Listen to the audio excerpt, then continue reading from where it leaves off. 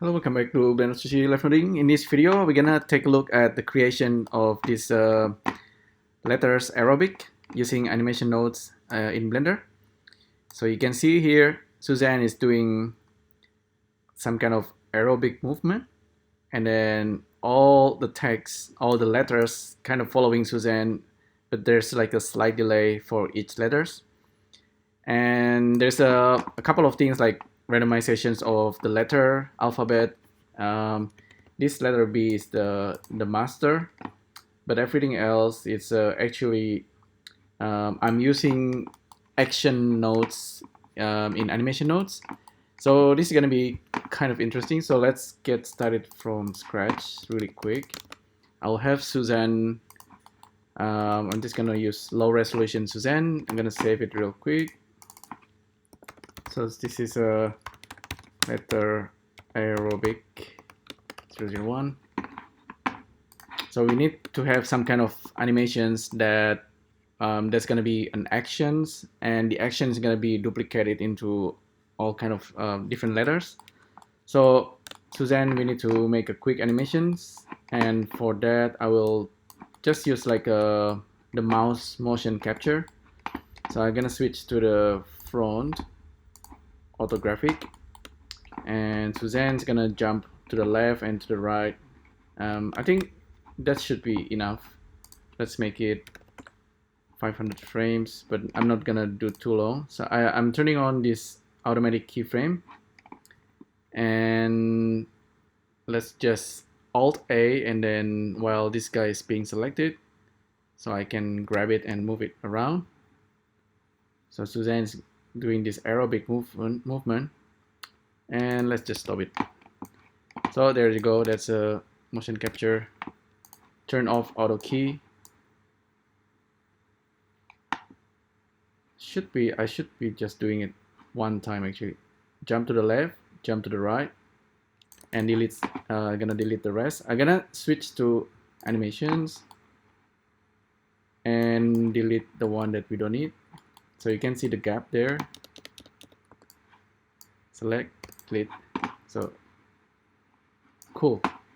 All right, now back to the default. So we have Suzanne moving around. We need some kind of bunch of letters. I will be using text and just call it A, maybe A, B, C. Gonna extrude it. I wonder if the text is actually in the right orientations. I believe Suzanne is not actually. Oh yeah, Suzanne is being reset at 000. So this text, see, you can see the text is actually rotated 90 degrees. That's I need to zero that out. So 1, 2, 3. This guy, Alt G, reset the positions. Control A. Fonts can only have scale applied.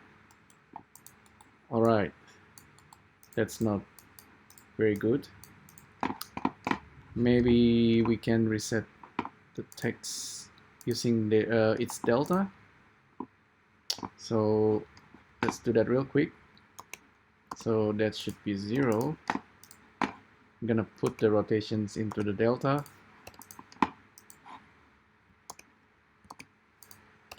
Like that. So text is pretty much in its default reset position. Gonna save it.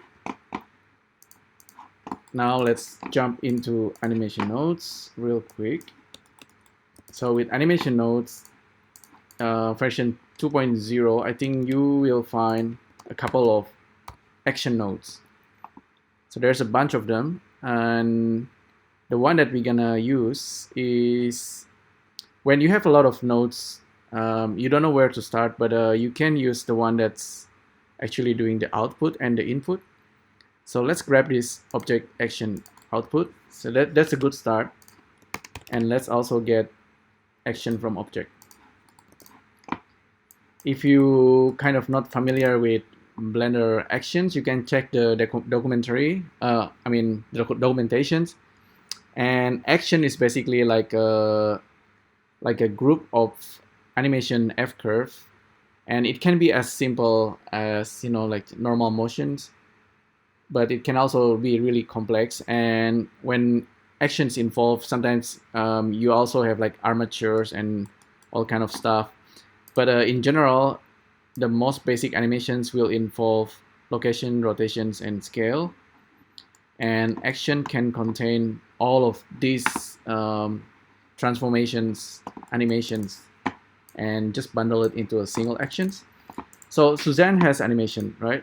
We're just gonna grab Suzanne, and Suzanne animation nodes can create an action. It's gonna grab all the animations that Suzanne is doing, and we can actually pipe it down into our objects. Let's try with the letter A, and then now if I scrap the frame, you can see letter A is doing something regardless of the main timeline, right? Suzanne is still doing its thing, but the letter can do something. By default, this object action output is in generic. We want to use transform because with transform we can have offset, and that's actually quite a big deal, because with offset we can use our own transform, like a starting position, and then we can translate the letter somewhere else. You can see the letter is kind of rotated again 90 degrees. Oh well, that's okay. We could actually use the initial object initial transform if you like, but not gonna overcomplicate that. For now, it's okay. The letter is gonna be just laying down like that, and so we can still see the action is still the same, following Suzanne, but we have control over the frame, and we can do this for each and every text. This is if we want to do it kind of manually. But the cool thing is that we can do this using multiple values. So we can have all this random position, and you will see, oops, that's text number 2 is not doing anything. This one, letter B, this is A. This guy is doing nothing. That's interesting. Oh yeah, because we haven't assigned the action. Okay, let's reset the position. Now we have 3 letters. It's gonna be following Suzanne, but they are not arranged properly. So we want to do something about that later. For now, let's do something different. Let's try to get our object list based on selection. So I'm selecting these 3 letters, and then I'm gonna just grab it from the selections. So we have our objects, 3 objects. So I'm gonna delete this, and I'm gonna leave that. I'm gonna delete that. We're gonna transfer Suzanne actions into all these 3 letters at the same time. So we have our object list, and we can tap W. We're gonna look through it.